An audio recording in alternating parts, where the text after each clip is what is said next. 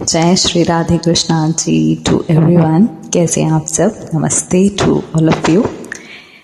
आज बहुत दिन हो गए थे, सब लोगों का मैसेज आ रहा था कि भाई आपने बहुत दिन से कोई स्टोरी नहीं सुनाई, तो चलिए अपना एक छोटा सा जो मैं लाइफ पर्पस करती हूँ उसे पूरा करते हैं, एक स्टोरी सुनाते हैं।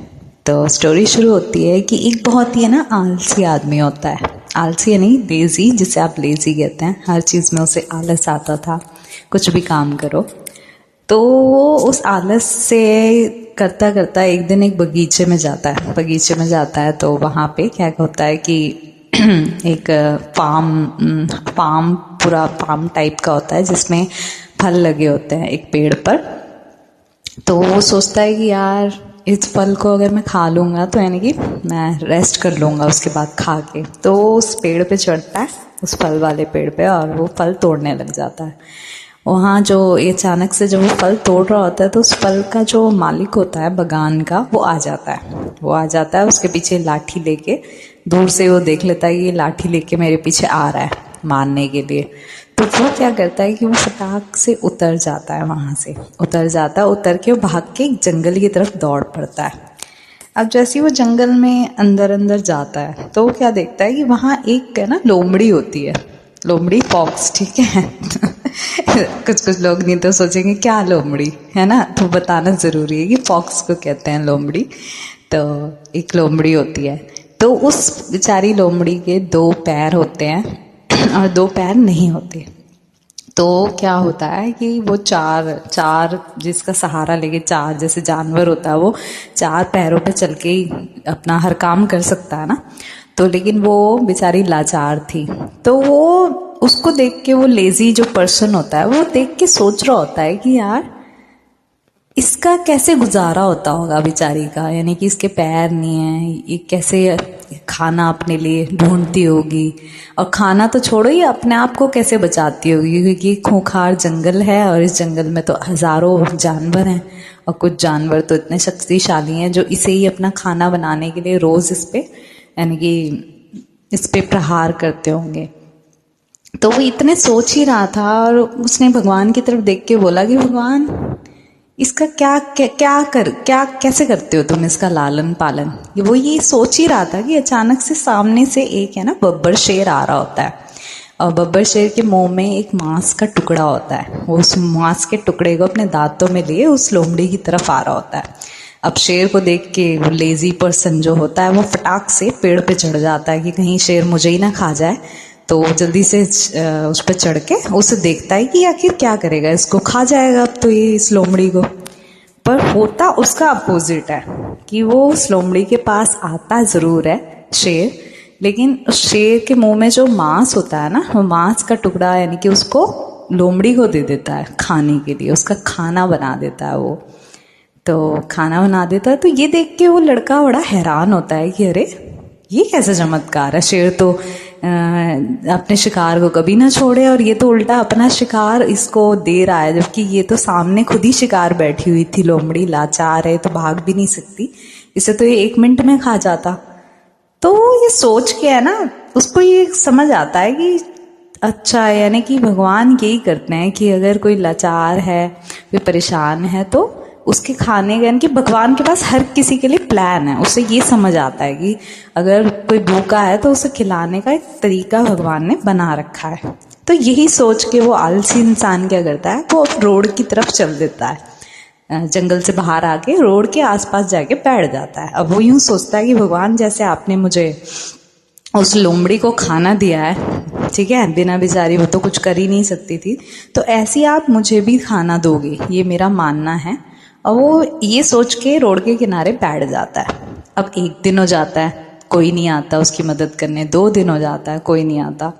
तीसरे दिन जब वो बहुत हताश हो जाता है और बोलता है कि भगवान ये क्या, उस लोमड़ी को तो आपने खाने देने के लिए वो शेर भेज दिया, मेरे लिए तो आपने खाने के लिए किसी को नहीं भेजा। तो सामने से एक साधु, एक संत होता है, बुद्ध टाइप का, जैसे बुद्ध वगैरह के जो वो होते हैं डिसिप्लिन्स जिन्हें कहते हैं, उनके भिक्षुक, वो आता है एक वहाँ पे। वो आते हैं तो उसको सारे बात बताता है आलसी लड़का कि मैं यहाँ क्या कर, वो पूछता है तुम यहाँ क्या कर रहे हो, तो सारी बात बताता है कि मैं ऐसे ऐसे खाने की प्रतीक्षा कर रहा हूँ कि कोई आएगा, क्योंकि मैंने ऐसे ऐसे देखा था कि जंगल में ऐसे ऐसे एक लोमड़ी थी और उसको भगवान ने इस तरह से शेर के द्वारा खाना दिया। पर भगवान बड़ा निर्दयी है, मैं तो उससे समझता था बहुत दयालु है, पर मेरे केस में तो भगवान ने मेरी मदद करी ही नहीं, किसी को भेजा ही नहीं। तो ये कह के वो उसको, भिक्षुक जो होता है वो पहले उसको खाना और पानी वगैरह देता है, वो खाना वाना भर लेता है, पेट अपना भर के फिर पूछता है कि उस संत से कि भिक्षुक ऐसा क्यों, मेरे को समझ नहीं आया भगवान का ये अन्याय, यानी कि मेरे साथ कुछ और न्याय और उस लोमड़ी के साथ कुछ और, भूखा तो मैं भी हूं, अब भूख की वो भी थी। तो भिक्षुक ने उसको सिर्फ एक ही लाइन में उसकी बात का जवाब दिया। भिक्षुक ने कहा, जो लामा था उन्होंने कहा कि क्या कहते हैं, तुमने जो सीन देखा ना, यानी कि भगवान ने तुम्हें एक दृश्य दिखाया कि भाई ऐसे करके एक लाचार लोमड़ी की मदद एक शेर ने करी है, ठीक है। अब तुमने ये चीज को समझने में गलती की कि भगवान तुम्हें क्या समझाना चाह रहे हैं, तुमने ये नहीं सोचा। तुमने ये सोचा कि हाँ भगवान अब मेरे साथ भी ऐसी करेंगे कि मैं भी बैठ जाता हूँ भूखा और भूखा रहूंगा तो भूखा भगवान रहने नहीं देगा, कहीं ना कहीं से इंतजाम कर देगा। पर तुमने एक उस दृश्य का दूसरा पॉइंट तो देखा ही नहीं। क्या पता भगवान तुम्हें ये समझाना चाह रहे हो कि तुम्हें लोमड़ी नहीं बनना है, लाचार नहीं बनना है, तुम्हें उस बब्बर शेर की तरह बनना है जो दूसरों की सहायता करे। यानी कि इतना आपको अपने आप पे कैपेबल बन जाना है कि आप अपनी नहीं दूसरों को भी खाना खिला सको, अपनी मदद नहीं दूसरों की भी मदद कर सको। स्टोरी यहीं खत्म होती है छोटी सी स्टोरी। आधे लोग तो यूँ सोच रहे होंगे इसमें तो कोई खास बात है नहीं लेकिन जब बात आती है मॉरल ऑफ द स्टोरी की, तो एक ही स्टोरी आपको बहुत सारी चीज़ कह जाती हैं। तो इसमें स्टोरी में जैसे कि मैंने कहा ना, मॉरल मेरे को हमेशा मैं वही बोलती हूँ जो मुझे उस स्टोरी से समझ आता है। मैं भले ही स्टोरी तो मैं कहीं ना कहीं से सुनी हुई आपको सुनाती हूँ, लेकिन हाँ मॉरल जो होता है जो मुझे समझ में आ गया मैं वही आप तक डिले करती हूँ। तो मुझे इसमें ये समझ आया है और जो मैं आप लोगों से भी कहना चाहती हूँ कि हमेशा हम भगवान के प्लान को है ना एक तरफा ही से देखते हैं। हो सकता है जैसे फॉर एन एग्जाम्पल मैं आपको देती हूँ, जैसे कि हमारे साथ कुछ बुरा हुआ, कोई बुरी घटना घटी, ठीक है। अब हम उस सोच में यूं ही बैठते रहेंगे कि भाई मेरे साथ ये बुरा हुआ, मेरे साथ ये बुरा हुआ, मेरे साथ क्यों हुआ बुरा, क्यों नहीं हुआ। लेकिन हम उस बुरा जो हुआ होगा ना, जैसे एक प्रॉब्लम अगर हुई है तो उसके हम दूसरी तरफा के पॉइंट को नहीं देख पाते भगवान के, कि अगर भगवान ने हमारे साथ ये बुरा करा तो हमेशा भगवान, मैंने पहले भी कहा है, जब दुख देगा ना तो उसके साथ एक सीख जरूर आती है।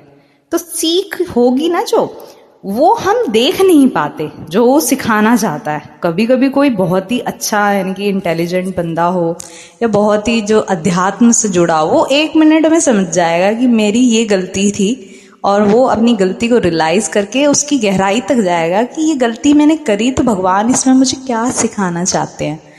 तो इसी तरह मैं आपसे कहना चाहती हूँ कि अगर कोई प्रॉब्लम आई है तो उसकी ये मत सोचो कि हाँ ये गलती हुई है तो अब मैंने इसको थोड़ा बहुत सीख लिया। उसका ये भी सोचो कि उसको मैंने पूरी तरह सीखा या नहीं। क्योंकि जब तक, मैंने कहा पहले भी, मैंने एक बार में आपको पहले भी एक स्टोरी में लास्ट में यही समझाया था कि भगवान आपको जब तक वो दुख देंगे, जब तक आप उस चीज से समझ नहीं जाओगे कि आपको वो सुख सिखाना क्या जा रहा है। मान लो जैसे कि मैंने कोई गलती करी है, ठीक है, वो गलती को मेरे को पनिश कर दिया भगवान ने किसी ना किसी रूप से, मैं समझ गई, लेकिन मैं फिर उसी गलती को दोहरा रही हूँ इनडायरेक्टली, डायरेक्टली या इनडायरेक्टली, तो फिर भगवान दोबारा पनिशमेंट देते हैं। तो हम क्या समझते हैं, अरे यार भगवान ने तो हमारी जिंदगी खराब कर रखी है, क्यों हमें पनिशमेंट पे पनिशमेंट दे रहा है, सीख तो गई मैं या सीख तो गया, और क्या करना है। नहीं, जब तक वो आपको उस गहराई तक रिग्रेट नहीं करवाता उस गलती का कि तूने गलती वाकई ही करी है और ऐसी गलती है, जब तक उसका तरीका है कि जब तक वो आपको उस माफी को कबूल नहीं करवाएगा ना, तो वो जब तक आपका पीछा नहीं छोड़ेगा। क्योंकि वो एक टीचर है, बहुत ग्रेट टीचर है, ऐसा टीचर है जो आपको ठीक करके ही छोड़ेगा, उसका काम है आपको ठीक करना। तो इसीलिए हमेशा अगर कोई प्रॉब्लम आई है तो उसको गहराई तक सोचो कि भाई ये प्रॉब्लम है तो मैं इसमें अभी भी